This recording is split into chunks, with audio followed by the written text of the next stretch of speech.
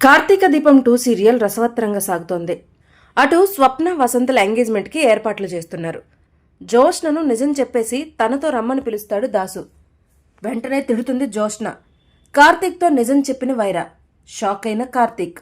మరి ఈ రోజు ఎపిసోడ్లో ఏం జరిగిందో తెలుసుకోవాలంటే వీడియో చివరి వరకు చూసేయండి. స్వప్న తన నిర్ణయం ఇంకా చెప్పలేదు కదా అని శ్రీధర్తో అంటుంది కావేరి. వసంత్తో పెళ్లి వద్దని కూడా తను చెప్పలేదు కదా అంటాడు శ్రీధర్. అప్పుడే మావయ్య అంటూ ఎంట్రీ ఇస్తాడు వసంత్. స్వప్నని పిలిచి సర్ప్రైజ్ అంటాడు. 2 రోజుల తర్వాత మంచి రోజు ఉందని పంతులు చెప్పాడు అని చెప్తాడు. ఆ రోజు ఎంగేజ్మెంట్ ప్లాన్ చేసుకుందాం, అందుకే నేను క్యాంపుకి వెళ్లకుండా ఆగిపోయాను అంటాడు వసంత్. అప్పుడే ఎంగేజ్మెంట్ ఏంటి బాబు, మేమింకా నిర్ణయం తీసుకోలేదు అంటుంది కావేరి. స్వప్నకు నాకు ఓకే కదా, ఇంకా లేట్ ఎందుకు అంటాడు వసంత్. ఏం స్వప్న, నీకింకా టైం కావాలా అని అడుగుతాడు. స్వప్నకు ఈ పెళ్లి ఇష్టం లేదు అంటాడు కాశీ.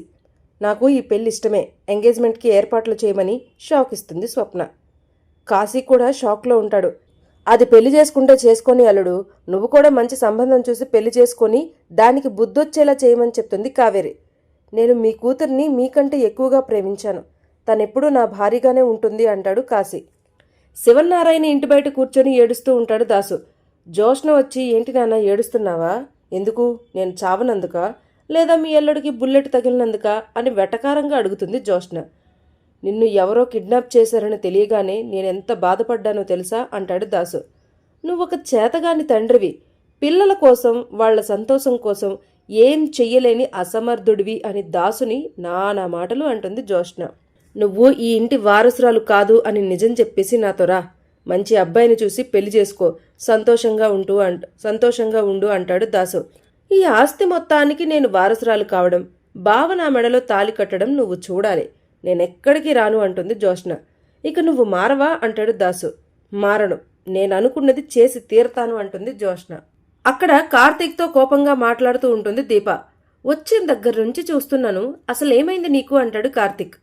ఈ జీవితం నువ్విచ్చింది, నీకేమైనా అయితే మేం అనాథలం అయిపోతాం. ఇవన్నీ చూస్తుంటే ఏదో పెద్ద ప్రమాదం జరగబోతోందని అనిపిస్తుందని భయపడుతుంది దీప. అంటే ఏంటి అంటాడు కార్తీక్. జోష్నపై అనుమానం వ్యక్తం చేస్తుంది దీప. ఇంతలో కార్తీక్కి వైరా కాల్ చేస్తాడు. ఏంటి కిడ్నాపర్, ఎక్కడున్నావు అని అడుగుతాడు కార్తీక్. నా మరదలను అడ్డు పెట్టుకొని 30 కోట్లు కొట్టేయాలనుకున్నావు కదా, నేనున్నంత వరకు ఇలాంటివి జరగనివ్వను అంటాడు కార్తీక్. నీ మరదలు నాకంటే పెద్ద దొంగ, అసలు ఈ కిడ్నాప్ డ్రామా ప్లాన్ చేసిందే తను అని చెప్తాడు వైరా. అది విని షాక్ అవుతారు దీపా కార్తీక్. నేను నీ ఫ్యామిలీ మీద రివెంజ్ తీసుకోవాలనుకున్నది నిజమే, కానీ నాకంటే కూడా నీ ఫ్యామిలీకి నీ మరదలే డేంజర్. అసలు అది మీ ఫ్యామిలీనే కాదు, ముందు దాని ఇంట్లో నుంచి తరిమేయండి అని చెప్తాడు వైరా. చూసావా బావా, అదెంత పనిచేసిందో అని కోపంతో రగిలిపోతుంది దీప. జోష్నను ఏం చేద్దామో చెప్పు అని అడుగుతుంది. పెద్ద మేడం గారికి గట్టిగానే బుద్ధి చెప్పాలి అంటాడు కార్తీక్. ఇక మనం ఎవ్వరిని క్షమించాల్సిన అవసరం లేదు అంటాడు. మరోవైపు జ్యూస్ తెమ్మంటారా అండి అనుకుంటూ శివనారాయణ గదిలోకి వస్తుంది పారు. వద్దు అని చెప్తాడు శివనారాయణ. మరెందుకు పిలిచారు అని అడుగుతుంది పారు. పనుంటేనే పిలుస్తానా, నీకు పారితోషికం ఇవ్వడానికి పిలిచాను అంటాడు శివనారాయణ. పారు సంతోషపడుతుంది.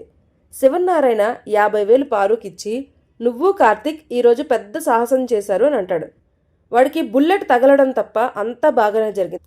జోష్న సేఫ్గా ఇంటికొచ్చింది, డబ్బులను కూడా తీసుకొచ్చారు అని అంటాడు శివనారాయణ. పనిలో పని కార్తీక్ అగ్రిమెంట్ కూడా చింపేసి వాడిని రిలీజ్ చేయండి అంటుంది పారు. వాడు అడిగితే నేనేం చేయడానికనే సిద్ధంగా ఉన్నాను, ఇచ్చేంత పెద్ద మనసు నాకున్నా అడిగేంత చిన్న మనసు వాడికి లేదు అంటాడు శివనారాయణ. ఇక అక్కడితో నేటి కార్తీక దీపం 2 సీరియల్ ఎపిసోడ్ ముగుస్తుంది.